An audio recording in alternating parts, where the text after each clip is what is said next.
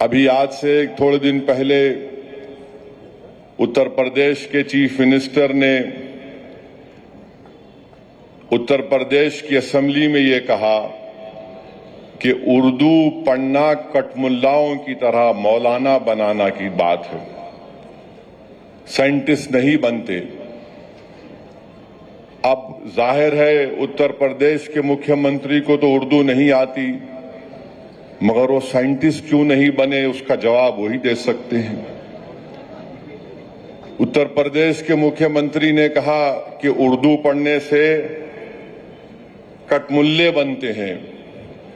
अब उत्तर प्रदेश के मुख्यमंत्री के जो बुजुर्ग थे या जिस आइडियोलॉजी से वो आती हैं, उनके किसी भी शख्स ने इस मुल्क की आजादी में हिस्सा नहीं लिया। ये गोरखपुर से आती हैं और उसी गोरखपुर से रघुपति साहेब फराख भी आते हैं। फराख गोरखपुरी उर्दू का एक बहुत बड़ा शायर था, मुसलमान नहीं था। अगर शायद असेंबली में कोई उठ के बोल देता मुख्यमंत्री को, तो मुख्यमंत्री बोलते नहीं, उन्हें भी कटमुल्ला है। तो ये इंटेलेक्चुअल कैपेसिटी है इनकी। फराख गोरखपुरी गोरखपुर के शायर थे, उर्दू के बहुत बड़े शायर थे।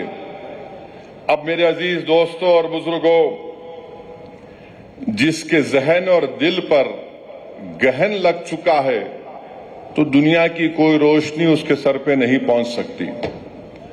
फराख गोरखपुरी का शेर क्या है सुनिए, ये बीजेपी आरएसएस वालों को बता रहा हूं, जो उर्दू बोलने वालों को कटमुल्ला कहते हैं। फराख गोरखपुरी ने कहा था, सरजमीन हिंद पर अक़वाम आलम के फराख, सरजमीन हिंद पर अक़वाम आलम के फराख, काफिले बसते गए हिंदुस्तान बनता गया। सरजमीन हिंद पर अक़वाम आलम यानी नेशंस आए इस देश में, बसते गए हिंदुस्तान बना। अब ये जो आर्ग्यूमेंट इनका आरएसएस का है कि नहीं ये बाहर से आए, तुम भी बाहर से आए। जितने आर्यंस है बाहर से आए, अगर ओरिजिनल है तो द्रविडियन और ट्राइबल लोग हैं। फराख गोरखपुरी ने सच्चाई को बयान कर दिया। अब इनको नफरत इतनी उर्दू से है कि इनको शायद ये भी नहीं मालूम होगा कि हसरत मोहानी ने कलकत्ता में अंग्रेज लीडर कौन था, मॉन्टेग्यू के खिलाफ हसरत मोहानी ने नारा लगाया था। क्या नारा लगाया था? इनकलाब जिंदाबाद, इनकलाब जिंदाबाद। अब शायद इनको ये भी नहीं मालूम होगा कि सुभाष चंद्र बोस, नरेंद्र मोदी उनका स्टैचू लगाए दिल्ली में। अब नरेंद्र मोदी इनको छोड़ दिए, तुम जरा ये बोलते रहो।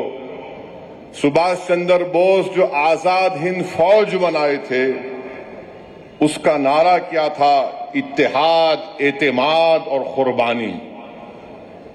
इत्तेहाद, एतेमाद और कुर्बानी नारा था सुभाष चंद्र बोस का, नेताजी सुभाष चंद्र बोस का। इस हैदराबाद से वजीर सुल्तान एक मशहूर फैमिली थी, उनके एक खानदान के फर्द नेताजी के साथ चले गए भारत छोड़ के।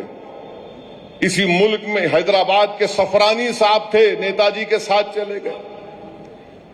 ये नहीं मालूम शायद मुख्यमंत्री को, तो यहां हैदराबाद से हम मुख्यमंत्री को ज्ञान दे रहे।